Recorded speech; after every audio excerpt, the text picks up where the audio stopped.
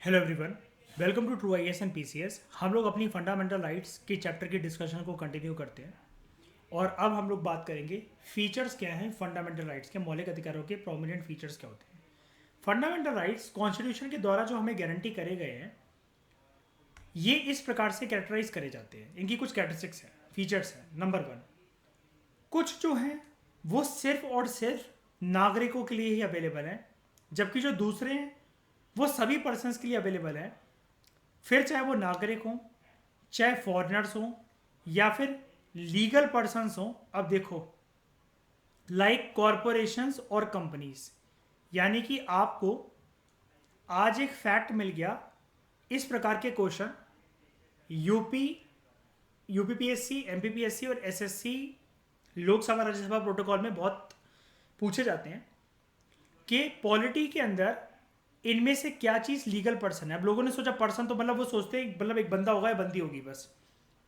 एक आज के बाद बस एक चीज़ याद रखना, कोई भी कॉरपोरेशन या कोई भी कंपनी या कोई भी XYZ फैक्ट्री, इंडस्ट्री, एमएनसी, ये सब कुछ लीगल पर्सन के अंदर आता है अगर वो प्रॉपर तरीके से पेपर वाइज रजिस्टर्ड है। अगर आपकी देश की टेरिटरी में, तो वो लीगल पर्सन है।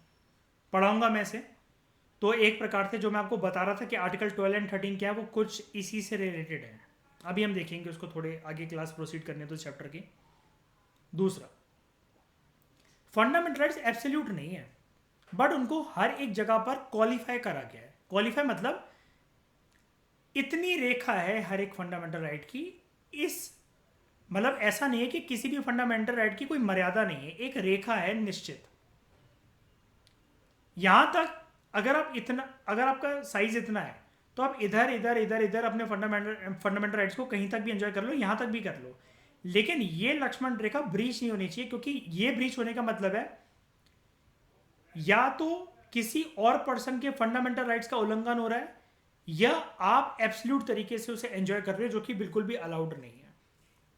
जो स्टेट है, जो नेशन स्टेट है, वो रीजनेबल रिस्ट्रिक्शंस इंपोज कर सकता है इस पर। ये टर्म जरूर यूज कर रहा ना, मैं इसलिए बहुत आराम आराम से पढ़ा रहा हूँ बच्चों की तरह, एक एक शब्द पे पेन रखते हुए। स्टेट इन पर रीजनेबल रिस्ट्रिक्शन लगा सकता है। ये वर्ड देखो, अगर मैं सिर्फ इतना ही मार्क करता है इसे, स्टेट इस पर सिर्फ रिस्ट्रिक्शन लगा सकता है, पाबंदियां लगा सकता है, ऐसा नहीं। भाई मौलिक अधिकार है, तुम मुझे रीजन भी तो दोगे ना। मुझे तो बताया गया था कि हवा में उड़ना है मौलिक अधिकारों को लेकर, रेडबुल की तरह है वो तो, it will give me wings. लेकिन ये रीजनेबल रिस्ट्रिक्शन क्यों? यानी कि स्टेट ना हर टाइम पर, हर प्रकार से और हमेशा उतनी डिग्री के फंडामेंटल राइट्स पर रिस्ट्रिक्शन नहीं लगाती है। लेकिन जब लगाती है तो उसका एक प्रॉपर एक पीछे लॉजिक होता है, एक रैशनल होता है, एक मॉरल एस्पेक्ट होता है, रीजनेबल रिस्ट्रिक्शंस होती हैं। किसी जगह पर कर्फ्यू इंपोज है तो आप ये नहीं कह सकते कि मेरा राइट टू फ्रीडम के अंदर जो राइट आता है, right to move freely in any part of the country, मैं तो मूव करूंगा, मेरा तो मौलिक अधिकार है जी। तो भैया पावर दे रखी है फोर्सेस को कि गोली मार देना इसके पैर पे या इसको, अगर इस एरिया में देखे। फिर आपकी आत्मा सोचती रहेगी मुझे गोली क्यों लग गई, मेरे पास वो मौलिक अधिकार था, संविधान ने बेवकूफ़ बनाया, हमें काट दिया मेरा। रीजनेबल रिस्ट्रिक्शन इंपोज होती हैं आपके फंडामेंटल राइट्स पे। वो हम देखेंगे कौन से फंडामेंटल राइट पे कौन सी रीजनेबल रिस्ट्रिक्शंस हैं। हाउएवर ये रिस्ट्रिक्शंस, अब देख रहे हो ना, देखो इसी के ऊपर डिबेट शुरू हो गई। ये रिस्ट्रिक्शंस रीजनेबल हैं भी या नहीं भी, ये डिसाइड कौन करता है? कोर्ट। यानी कि अगर सरकार ने किसी के राइट पर प्रतिबंध लगाया है जो कि उसके मौलिक अधिकार हैं, जो नॉर्मल राइट्स है उस पर लगा लो कोई बात नहीं, लेकिन मौलिक अधिकारों पे अगर प्रतिबंध लगाया है या रोका है या उसकी डिग्री कम करी, उसका इम्पैक्ट कम करा है, रीजनेबल रिस्ट्रिक्शन लगाए हैं, ये रीजनेबल है भी कि नहीं। सरकार का कोई कानून ऐसा तो नहीं कि लोगों के फंडामेंटल राइट्स को वॉयलेट कर रहा था, या फिर वो कानून जो था वो संविधान की मर्यादाओं का उल्लंघन कर रहा था, जिसकी वजह से जनता के मौलिक अधिकार सफर हो या फिर डिग्री और इंटेंसिटी में कम हो जाए। ये कोर्ट डिसाइड करता है। और आप कहोगे कोर्ट डिसाइड कैसे करता है? तो याद रखना, through power of judicial review, through power of judicial review. तो यानी कि जो फंडामेंटल राइट्स हैं ये एक बैलेंस करने की कोशिश करते हैं सी सॉ की तरह between rights of the individual और पूरी सोसाइटी के राइट्स एज अ होल। एक तो इसके बीच में बैलेंस, दूसरा बैलेंस इंडिविजुअल लिबर्टी और सोशल कंट्रोल। यानी कि स्टेट जो है वो सामाजिक कंट्रोल एक लगा सकती है जिससे इंडिविजुअल अपनी पूरी लिबर्टी 100% वो नहीं कर सकते। यानी कि बैलेंस क्या है, इंडिविजुअल लिबर्टी सुनकर ही अच्छा लग रहा है, अच्छा मैं कुछ भी कर सकता हूँ, नहीं भाई कुछ भी नहीं कर सकते आप, आपको थोड़ा सा सामाजिक दायरे में रहना पड़ेगा। राइट्स ऑफ द इंडिविजुअल, क्या सारे राइट अवेलेबल है मेरे पास, क्या अडवाणी कल से मेरी, नहीं, सोसाइटी के राइट्स को भी आपको ध्यान में रखना है। ठीक है, ये हम पढ़ेंगे सारी चीजें, ये तो अभी आपको एक मूवी का फ्लैशबैक दिखा रहा है, अभी आपको बहुत डिटेल चैप्टर है ये। ठीक है, ये सारे के सारे जितने फंडामेंटल राइट्स हैं ये अवेलेबल हैं against the arbitrary action of the state. कि स्टेट जो है ना वो डेस्पोटिक ना बने, टायरेनिकल ना बने, ऑथोरिटेरियन ना बने, क्रूएल ना बने, मन मर्जी के कोई भी कानून लेकर ना आ जाए और उसे इंप्लीमेंट ना करते, एग्जीक्यूट ना करते। सारे के सारे फंडामेंटल राइट्स स्टेट को विनाशकारी ना बनने देना है, इसके अगेंस्ट है। अब ये देख लो, ये ना बन जाए प्लिम्स की स्टेटमेंट तो नाम बदल देना मेरा। क्यों? लोग देखेंगे भाई एक्सट्रीम वर्ड्स, मुझे मेरे कोचिंग वालों ने सिखाया है जहां एक्सट्रीम वर्ड देखो वहां एलिमिनेट कर दो स्टेटमेंट को। बेटा सेंस तो समझ ले उसकी कि वो बोल क्या रहा है। All of them are available against the arbitrary action of the state. State जो है अपनी मनमर्जी से नहीं कर सकता उल्लंघन सारे।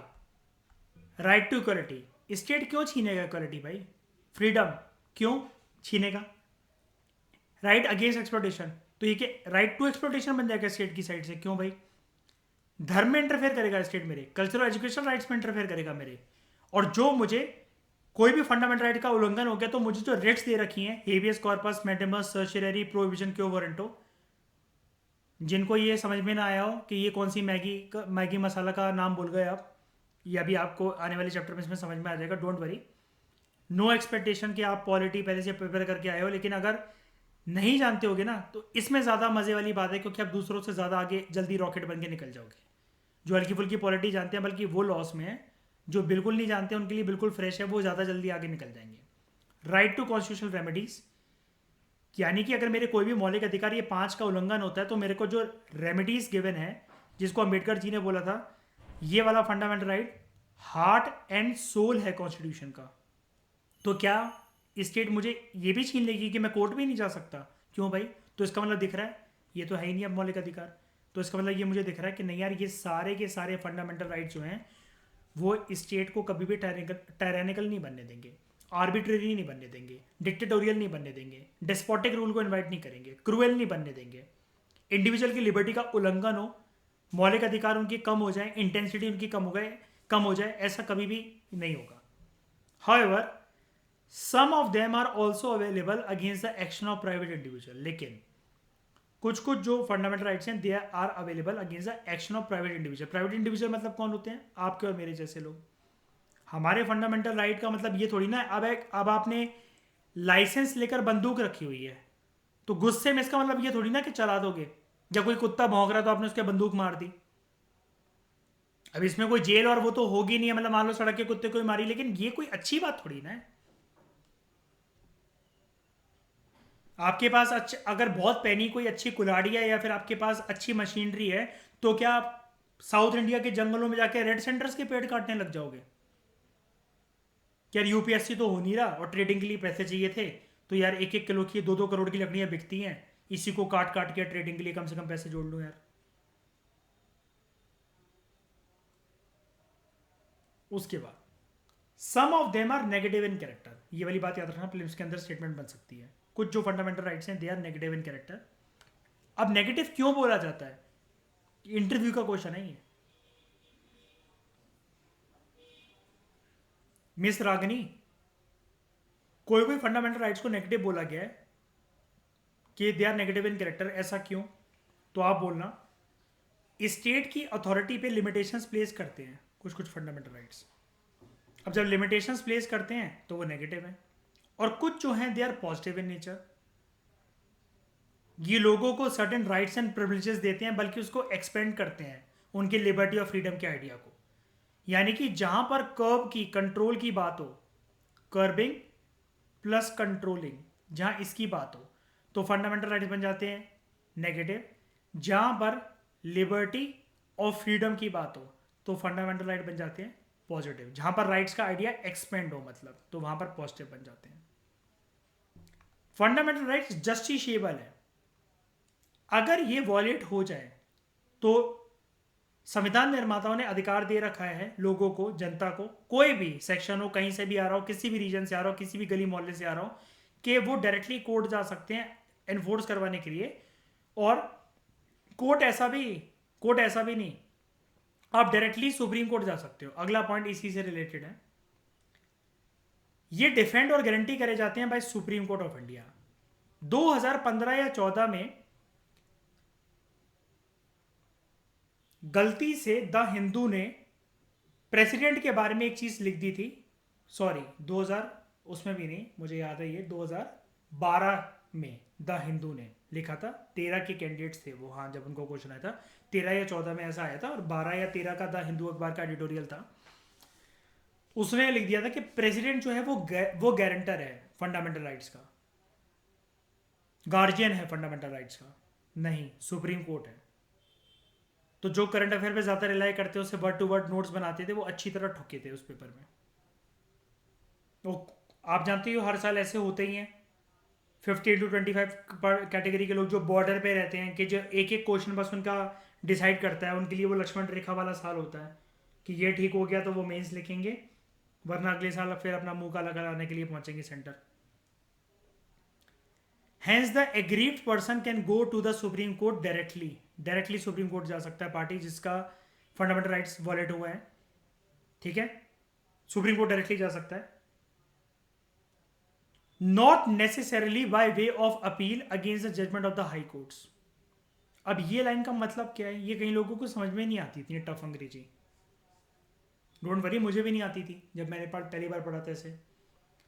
नॉर्मल केस में पता है क्या होता है, जैसे मतलब मान लो आपके ऊपर कोई या किसी भी पर्सन के ऊपर कोई सिविल या फिर कोई क्रिमिनल क्राइम है, क्रिमिनल ऑफेंस उसने कमिट करा, पुलिस ने उसे अरेस्ट करा और 24 घंटे के अंदर अंदर कोर्ट के सामने उसको प्रेजेंट करा। तो जब भी कोई ऐसा पहला केस जब पहुंचता है, पहला ऑफेंस का केस जब भी कोई कोर्ट पे जाता है, तो हमेशा वो लोअर लेवल के कोर्ट पे जाता है, डिस्ट्रिक्ट कोर्ट में जनरली जाता है वो। अगर आप वहां की जजमेंट से, उस डिस्ट्रिक्ट कोर्ट की जजमेंट से ना खुश हो तो आप हाई कोर्ट में जाओ। अगर आप वहां से ना खुश हो तो सुप्रीम कोर्ट के पास जाओ। यहां तक कहानी खत्म हो जाती है। लेकिन इसका मतलब तो फिर केस चलते रहेंगे, डिस्ट्रिक्ट कोर्ट में इतने इतने सालों तक अटक जाते हैं, यानी कि पर्सन क्राइम करता रहेगा और केस तो फिर आगे बढ़ ही नहीं पाएंगे। लोअर लेवल का कोर्ट डिसाइड करता है कि ये केस में इतना दम है क्या कि ऊपर वाले कोर्ट में ये पर्सन जा सके और अपील कर सके। हर केस को लेकर नहीं। क्या आपके ऊपर इल्जाम लगा हुआ है कि आपने किसी के 3 रुपए चोरी कर लिए थे, या आप फोन चोरी करके भागे थे किसी का, या बाइक में से किसी का पेट्रोल निकाल रहे थे, या ट्रैफिक लाइट आपने जम कर दी, कुछ भी कर दी, आपको नहीं तो मैं हाई कोर्ट जा रहा हूँ तो डिस्ट्रिक्ट कोर्ट का केस मैं तो नहीं भरूंगा पेनल्टी और फाइन वगैरह। यहां पर ऐसे केस के अंदर डिस्ट्रिक्ट कोर्ट आपको परमिशन नहीं देगा। आप ऐसा नहीं कि अंधाधुंध अपनी मर्जी से हाई कोर्ट जा सकते हो। केसेस की एक लिस्ट होती है पूरी प्रॉपर कि भैया दीज केसेस आर एलिजिबल, कि जिसमें पर्सन अगर लोअर कोर्ट की जजमेंट से ना खुश है तो वो हायर कोर्ट में अपील कर सकता है। हर केस नहीं, क्योंकि लोअर कोर्ट को ये सिखाया जाता है भाई साहब, जैसे अब मैंने अपने नीचे अगर कोई क्लर्क रख रखा है तो मैं यही तो बोलूंगा, यार देखो गिनी चुनी शक्लों को आने दिया करो अंदर, सबको मत आने दिया करो। इतना बेला टाइम नहीं रहता मेरे पास कि मैं सबको एंटरटेन करते रहूं आधे आधे घंटे अपने चेंबर के अंदर बिठाकर। तो ये कुछ ऐसी चीज है। ये लाइन को आप दोबारा पढ़ो। पर्सन डायरेक्टली सुप्रीम कोर्ट जा सकता है, एग्रीव्ड पर्सन जिसके फंडामेंटल राइट का वो उल्लंघन हुआ है, यानी कि जो विक्टिम है वो डायरेक्टली सुप्रीम कोर्ट जा सकता है। यहां पर जरूरी नहीं है, not necessarily by way of appeal against the judgment of the high court. यानी कि नॉर्मल केसेस में क्या होता है कि हाई कोर्ट की जजमेंट के अगेंस्ट, उनकी अपील के अगेंस्ट आप अपील करते हो कि मुझे सुप्रीम कोर्ट जाना है, तो हाई कोर्ट कहता है हाँ ठीक है जा सकते हो। लेकिन यहाँ पर आपको, आप चाहे लोअर कोर्ट चले जाओ कोई बात नहीं, आप लेकिन डायरेक्टली सुप्रीम कोर्ट भी जा सकते हो। यहाँ पर ऐसा नहीं है कि पहले आपको हाई कोर्ट होकर आना है। वो तो मैंने चैप्टर की स्टार्टिंग में आपको वैसे बता दिया कि सुप्रीम कोर्ट ही कहता है देखो हम ऑलरेडी बहुत ज़्यादा बर्डन है और जजेस की बड़ी सारी कुर्सियों की जो सीट है वो वैकेंट पड़ी हुई है, तो आप पहले एक बार हाई कोर्ट हो जाओ। लेकिन डायरेक्टली अगर हमारे पास आने तो आ जाओ, कोई दिक्कत नहीं है, उसमें भी कोई दिक्कत नहीं है।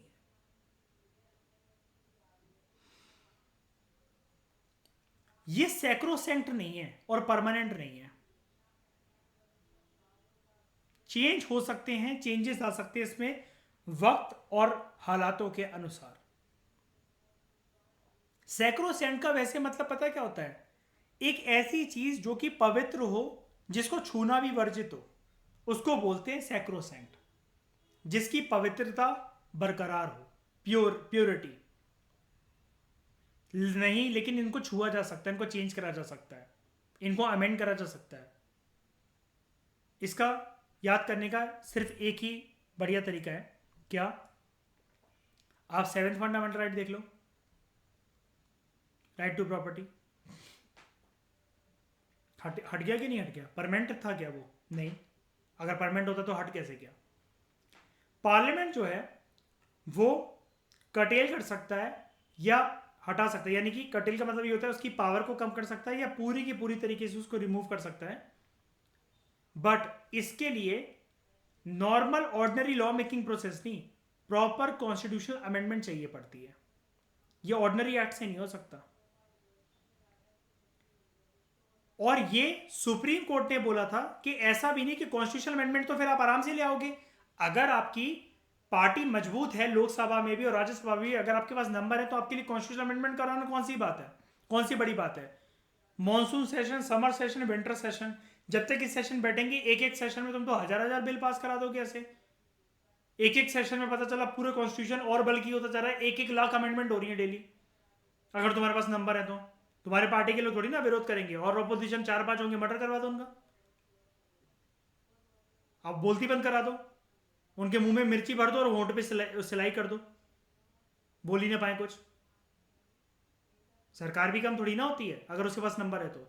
लेकिन जब ये चीज हो रही थी और सरकार को ऐसा लगा, जब ये टसल चल रहा था एक प्रकार से इंदिरा गांधी के बीच में और सुप्रीम कोर्ट के बीच में, तब सुप्रीम कोर्ट ने एक चीज बोली थी कि सरकार कॉन्स्टिट्यूशनल अमेंडमेंट एक्ट के थ्रू मॉडिफाई, चेंज, अमेंड कर सकती है कॉन्स्टिट्यूशन को, संविधान को, मौलिक अधिकारों को स्पेशली, लेकिन संविधान का इस प्रक्रिया में बेसिक स्ट्रक्चर वॉलेट नहीं होना चाहिए। अब ये बेसिक स्ट्रक्चर क्या होता है, डोंट वरी, ये लक्ष्मीकांत का हमारा पहला यूनिट है। चैप्टर 11 के अंदर हमारा चैप्टर ही है, पूरे चैप्टर का नाम ही है basic structure of the constitution, तो हम इसको देखेंगे।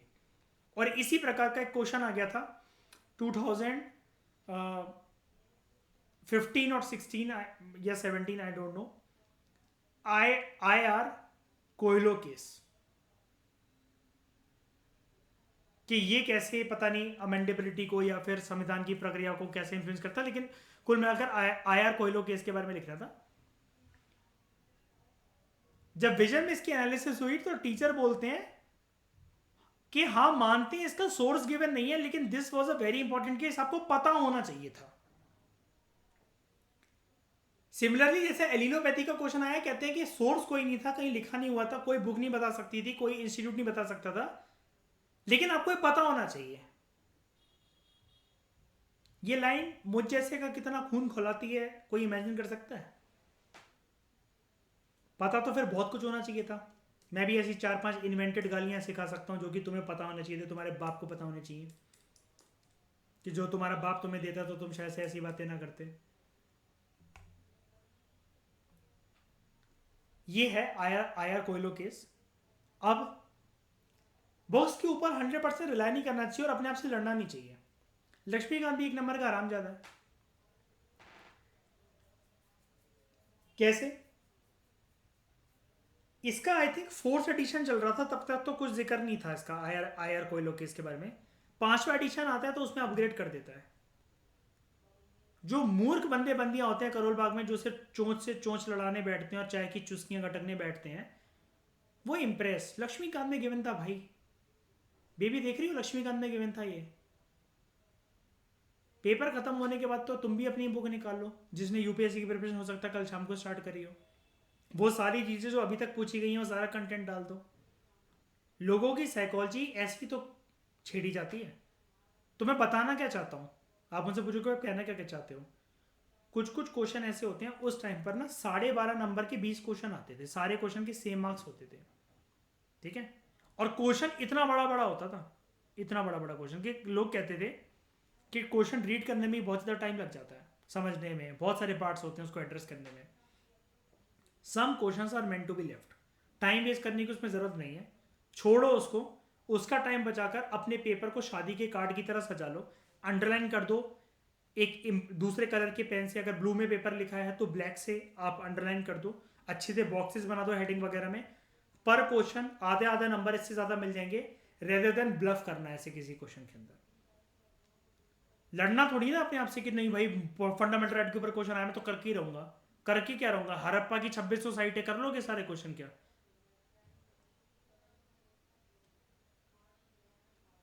Eighth, fundamental rights can be suspended during the operation of national emergency.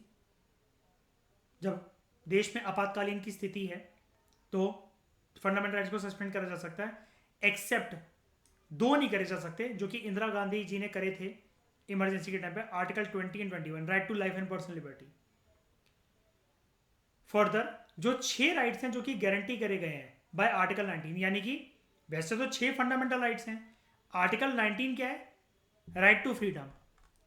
Right to freedom के अंदर भी दोस्तों याद रखना, ध्यान से सुन लो मेरी बात जिनको नहीं पता, आपको 6 फंडामेंटल राइट्स दिख रहे हैं, 1 2 3 4 5, ये तो हट गया, और 6 ये वाला जो है ना right to freedom, article 19, article 19 के अंदर भी 6 हैं, 1 2 3 4 5 6, यानी कि 6 प्रकार की फ्रीडम्स गिवन है।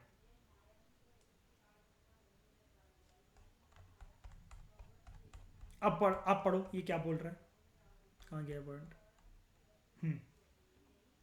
6 राइट्स जो कि ग्रांटेड हैं अंडर आर्टिकल 19, यानी कि 6 प्रकार की जो फ्रीडम है, इनको भी सिर्फ तब सस्पेंड करा जा सकता है, सिर्फ तब जब इमरजेंसी डिक्लेयर है on the grounds of war या फिर external aggression, that is external emergency, ना कि internal emergency on the ground of armed rebellion, armed rebellion इसके ग्राउंड्स पे नहीं। यानी कि 3 आर्टिकल होते हैं इमरजेंसी के, आर्टिकल 352 वॉर के लिए एक्सटर्नल इमरजेंसी जब लगती है जिसको कहते हैं इमरजेंसी ड्यू टू वॉर और external aggression, article 356 president rule, internal emergency जब लगती है या फिर on the grounds of armed rebellion, देश के अंदर कुछ स्थिति अगर ऐसी हो गई, और आर्टिकल 360 फाइनेंशियल इमरजेंसी। तो यहां पर यह बोला गया है जो 6 राइट्स जो गिवन है आर्टिकल 19 के अंदर, 6 प्रकार के फ्रीडम, इसको भी सिर्फ तब सस्पेंड करा जा सकता है जब इमरजेंसी इस वाले आर्टिकल के ग्राउंड पे लगी हो, 352, ना कि 356 या 360। ये वाली बात याद रखना, अगेन प्रीलिम्स का क्वेश्चन इससे बन सकता है। ये वाली बात समझ में आ गई ना सबको, फिर से समझाऊं क्या, बता दो, मैं जो बोल रहा हूं समझ गए ना ये वाली बात। मैं बता देता हूँ, मेरे को पता था थोड़ा सा, तो वैसा है थोड़ा सा ये। देखो इमरजेंसी क्या होता है कि 3 ग्राउंड पे लगती है, जब इंडिया पाकिस्तान का फॉर एग्जांपल या इंडिया चाइना का युद्ध हो गया तो उसको हम लोग कहते हैं वॉर या एक्सटर्नल एग्रेशन के ग्राउंड पे इमरजेंसी लगी है, 352 का आर्टिकल लग जाता है। जब गवर्नर सेटिस्फाई है कि कहीं का सीएम या उसकी सरकार अच्छे से काम नहीं कर पा रहे, तो वो प्रेसिडेंट को लेटर लिखता है कि यहाँ पर जो कॉन्स्टिट्यूशन मशीनरी वो कोलैप्स हो गई और यहाँ पर आप प्रेसिडेंट रूल लगा दो, ठीक है। वो है इंटरनल इमरजेंसी। या इंटरनल इमरजेंसी के 2 नेचर होते हैं, मैंने आपको बताया था, एक होता है 356 और एक होता है 365। इसको अपोजिट इधर से इधर कर दो नंबरों को, 356 5 और 6 को इधर कर दो 365, ठीक है। एक लगती है ड्यू टू आर्म्ड रेबेलियन, कोई ग्रुप इकट्ठा हो गया कि इस एरिया को, इस रीजन को, इस गली मोहल्ले को कंट्री बना दो सेपरेट, ठीक है, आर्म्ड रेबेलियन शुरू हो गया। इस ग्राउंड पे अगर इमरजेंसी लगती है ना, तो ये 6 जो राइट्स है आर्टिकल 19 के अंदर ये सस्पेंड नहीं होंगी, ये सस्पेंड सिर्फ और सिर्फ आर्टिकल 352 के आर्टिकल को यूज करके अगर इमरजेंसी लगी सिर्फ तब, ये बोलना चाह रहा है वो मिसबा, ठीक है। ना इसमें ना इसमें ना इसमें, सस्पेंड सिर्फ यहां पर होंगे। यानी कि सरकार अगर ये बोल रही है कि हमने आर्टिकल 356 को यूज कर कर 365 को यूज कर कर या 360 को यूज कर कर इमरजेंसी लगाई है, तो ये जो 6 राइट्स अंडर आर्टिकल 19 जो गिवन है, 6 प्रकार के फ्रीडम, ये बिल्कुल भी नहीं छेड़े जाएंगे। ये छेड़े सिर्फ तब जा सकते हैं जब 352 वॉर हो गया, जब हमारा किसी कंट्री से, सिविल वॉर नहीं, वॉर, नॉर्मल वॉर तो वॉर होता है दो कंट्रीज के बीच में, मिनिमम दो कंट्री के बीच में, तब ये राइट सस्पेंड करे जा सकते हैं।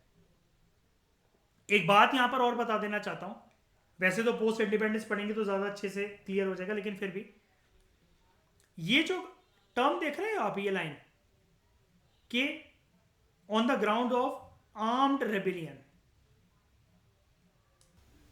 एक बात मैं आपको बता रहा था ये कि ये जो टर्म आप देख रहे हो ना, ग्राउंड ऑफ आर्म्ड रेबिलियन, ये पहले ना जो टर्म था ना, इंदिरा गांधी जी ने जब ये इमरजेंसी, इंटरनल इमरजेंसी जब ये बोलकर लगाई थी, पता है क्या बोला था उन्होंने? तब ये ओरिजिनल कॉन्स्टिट्यूशन में क्या लिखा रहता था, ये संविधान निर्माताओं से गलती हो गई थी, ये वाला टर्म लिखकर जो मैं लिखने जा रहा हूं, जिसकी इंटरप्रिटेशन बहुत प्रकार की निकल सकती है। क्या देखना, यहां पर पहले लिखा रहता था, आशिमा और अशप्रीत आपको बहुत ध्यान से पता है, ये मैंने 12th में पढ़ाया था आपको, ये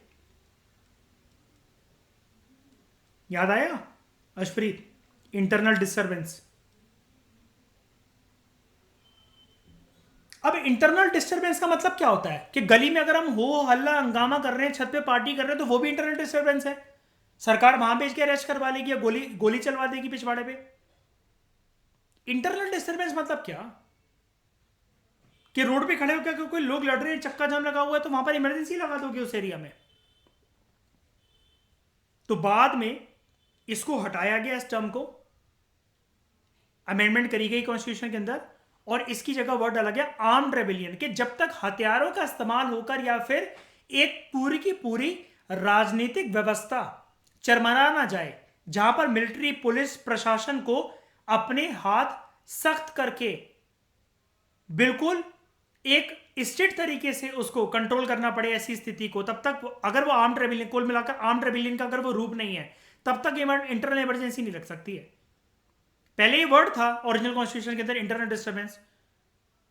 तो जिस लीडर से, जिस ऑपोजिशन पार्टी से, या जहां जहां ऑपोजिशन पार्टी जिस जिस एरिया से ऑपरेट कर रही है, इंदिरा गांधी जी को दिक्कत लगी, लगा दो यहां पर इंटरनल इमरजेंसी, इंटरनल डिस्टर्बेंस चल रहा है यहां पर। उसके बाद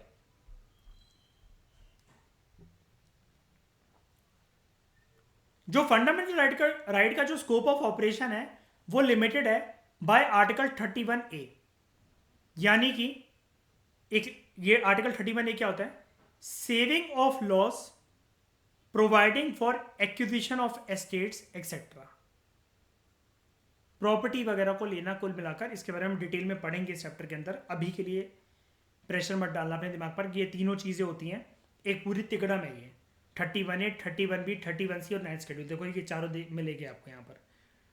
31B सर्टेन एक्ट्स और रेगुलेशंस का वैलिडेट होना, जो कि 9th शेड्यूल के अंदर गिवन है, और आर्टिकल 31C ऐसे लॉस को इफेक्ट में लाना जिनकी वजह से डीपीएसपी को हवा मिल सके। यानी कि डिबेट चली थी, मैं अक्सर आपको बताता रहता था, हम और भी अच्छे से पढ़ेंगे इसको पोस्ट इंडिपेंडेंस में, कि एफआर ज्यादा बड़े हैं या फिर डीपीएसपी ज्यादा बड़े हैं।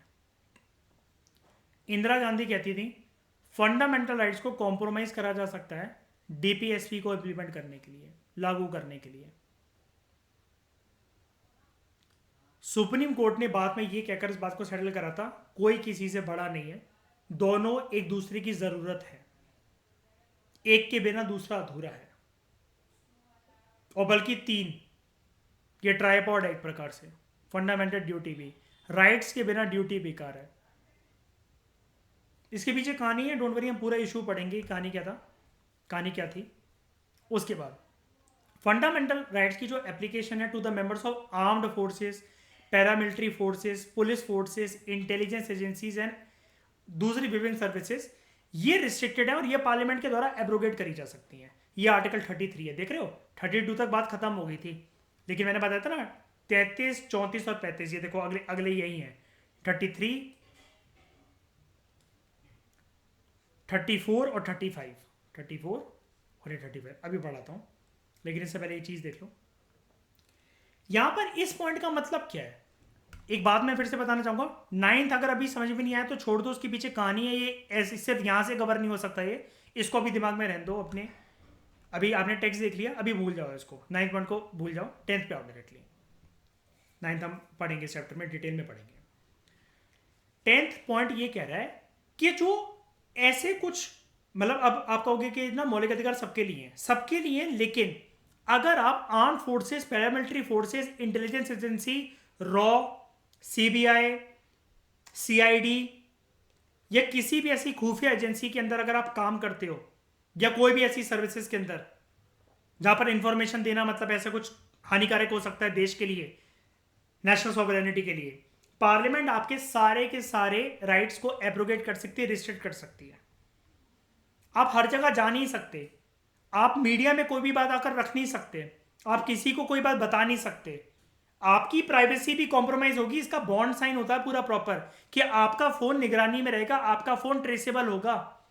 आप इंटेलिजेंस एजेंसी में काम कर रहे हो तो आप ये कहोगे नहीं मेरी यार ये तो फंडामेंटल राइट टू प्राइवेसी है, ये तो हमारे देश के संविधान के अंदर फंडामेंटल राइट और वो है।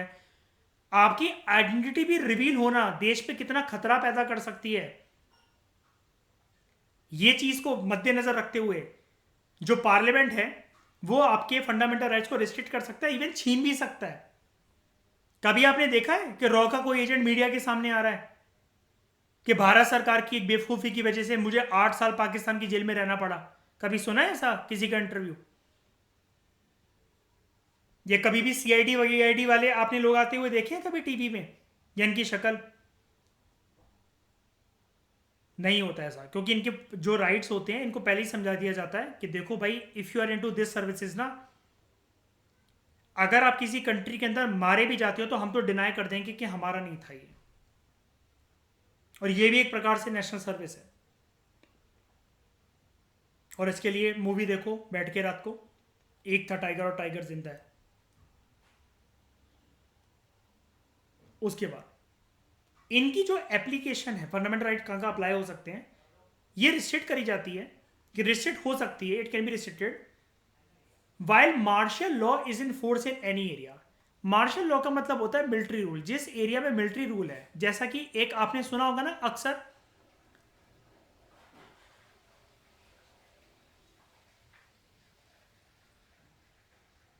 आसपास सुना है arm forces special protection act. Abnormal circumstances के अंदर अगर मिलिट्री रूल कहीं पर है, मार्शल लॉ अगर फोर्स में है, तो फंडामेंटल राइट्स जिस प्रकार से अप्लाई होते हैं उनमें अच्छी खासी रिस्ट्रिक्शन देखने को मिल सकती है।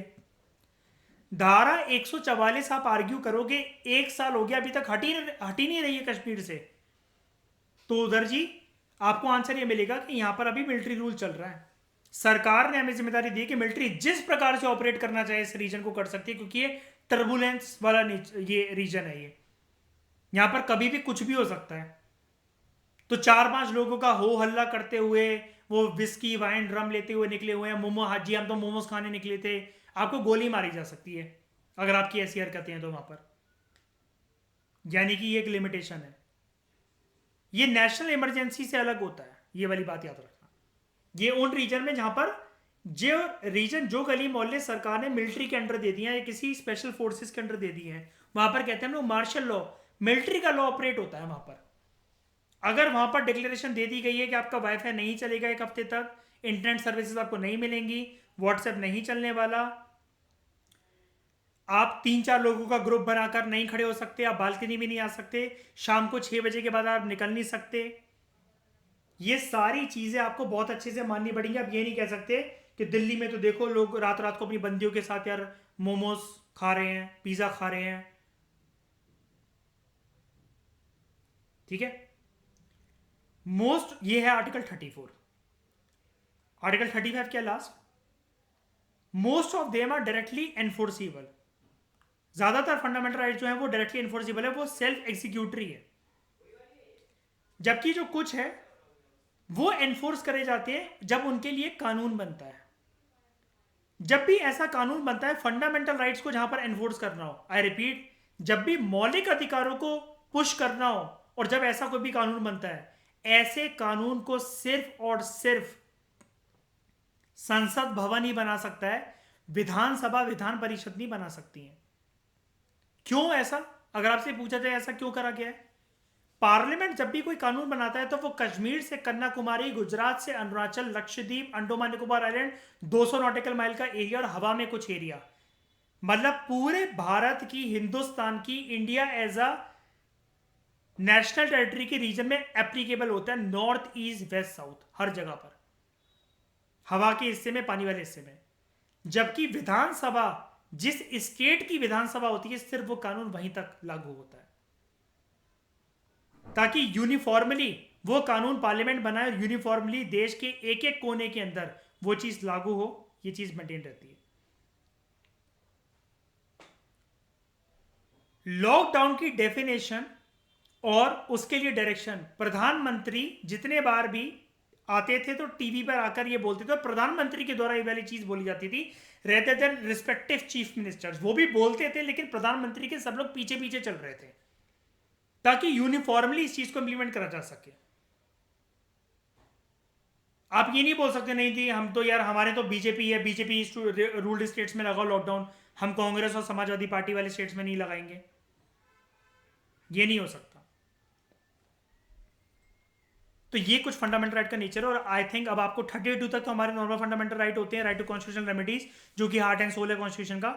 33 आपको पता लग गया, अगर आप किसी सीक्रेट एजेंसी, आर्म फोर्सेज वगैरह में काम करते हो, you do not have fundamental rights उस क्वांटिटी में, इतने नहीं है जितने दूसरे सिटीजन के पास, नागरिकों के पास अवेलेबल है। और स्पेशल सर्कमस्टांसेस के अंदर आपकी जॉब की नेचर को देखते हुए छीने भी जा सकते हैं आपसे। अब डिपेंड करता है कि भाई आप रॉ के एजेंट हो क्या हो। अगर किसी रीजन में, ये था 33, 34 क्या है, अगर किसी रीजन में मार्शल लॉ, मिलिट्री रूल अगर इंपोज्ड है, जो कि नेशनल इमरजेंसी नहीं है लेकिन मिलिट्री रूल वहां पर चल रहा है, तो मिलिट्री अपने हिसाब से आपके मौलिक अधिकारों पर पाबंदियां, प्रतिबंध लगा सकती है। यह है 34।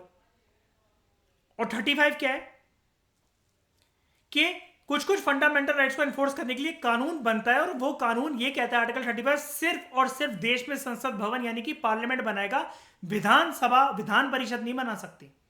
सीएम के हाथ में नहीं है वो, प्रधानमंत्री, और उनके प्रधानमंत्री भी नहीं बोलना चाहिए, वो तो एग्जीक्यूट करेंगे। सांसदों के पास है ये पावर, विधायकों के पास नहीं है देश में ये पावर। ये भी निकल सकता है, इस लाइन से क्वेश्चन भी निकल सकता है कि देश में ऐसा करके दे सकते हैं आपको article, according to article 35, which among the following provisions are correct. देश में फंडामेंटल राइट्स को एनफोर्स करने के लिए सिर्फ एमपीज ही कानून बना सकते हैं, दूसरी स्टेटमेंट एमएलए और एमएलसी नहीं बना सकते। तो आंसर क्या होगा? One only, two only, both one and two, neither one not two, both one and two. सोचा करो ऐसे बैठ करके। और इसका लैंग्वेज क्या बन सकता है कि मैं पार्लियामेंट को कुछ और करके अगर बोल दूं और स्टेट लेजिस्लेचर को कुछ और करके बोल दूं, क्या इसका मीनिंग कुछ और निकल सकता है? जो कि मीनिंग होगा सेम, लेकिन क्या एग्जामिनर खेल सकता है मेरी साइकोलॉजी से? यही तो बात होती है। आपको लगता होगा, पेपर उठाकर देख लो, पेपर के उठाकर देख लो, तुम्हारा सिलेक्शन हो जाएगा। तुम 2023 में, 24 में, 25 में, 28 तक भी देख लेना। हम लोग लवासना जाकर देखेंगे। मैं लवासना की बर्फों में जब बंदियों के साथ रोमांस कर रहा हूँ तब भी मैं देख लेना, जब उस टाइम पे प्रीलिम्स हुआ करेगा, कि ये चीजें fundamental rights, parliament, president, Harappa, Buddhism, Jainism, इनके ऊपर क्वेश्चन निकलते ही निकलते हैं, निकलते थे, निकलते हैं और निकलते ही रहेंगे लगातार। क्यों? क्योंकि इनके ऊपर इतने प्रकार से क्वेश्चन बनाए जा सकते हैं। और यूपीएससी को या किसी भी एग्जामिनर को अच्छी बात पता है, रश में कभी भी इंसान भागेगा तो दिमाग से 10 चीजें मिस होंगी पक्का। लोगों के अंदर कंपटीशन है भाई। मैंने लक्ष्मीकांत यूनिट बनना 4 घंटे के अंदर कंप्लीट कर ली। सिलेक्शन हुआ नहीं जी, सिलेक्शन नहीं हो पा रहा, बस वो समझ में नहीं आ रहा यूपीएससी क्योंकि लक फैक्टर का गेम है। तो जिनका हो रहा है वो, उनका लक अच्छा है। वो जब पैदा हुए थे अच्छा सा हवन करवाया क्या था उनके टाइम पे?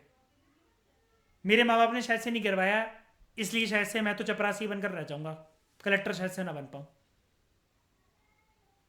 जब लोगों का सिलेक्शन नहीं होता और जब वो फेलियर जो होते हैं लोग, वो ऐसी बातें करते हैं, या तो एग्जामिनर को कोसते हैं या फिर अपनी परिस्थिति को कोसते हैं।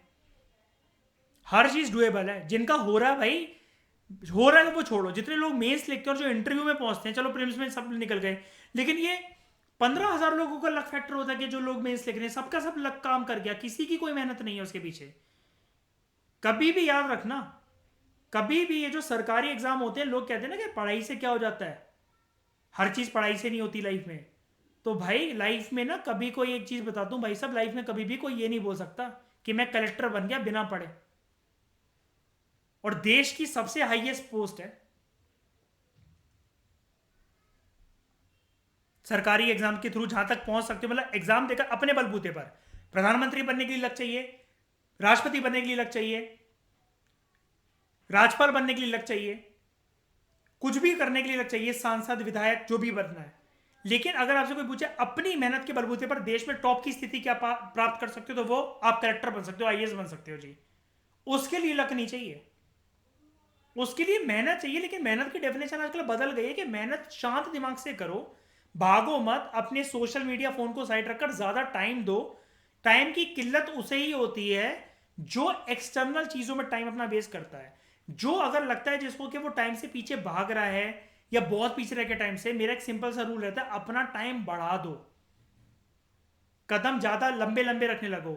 लोगों के दिमाग में गलत धारणा क्या बनी हुई है, टाइम बढ़ाने का मतलब है तेज तेज पढ़ने लगो, जल्दी जल्दी पेज सटकाओ। तो फिर क्यों बैठे हो उसी कमरे के अंदर 6-6 साल से?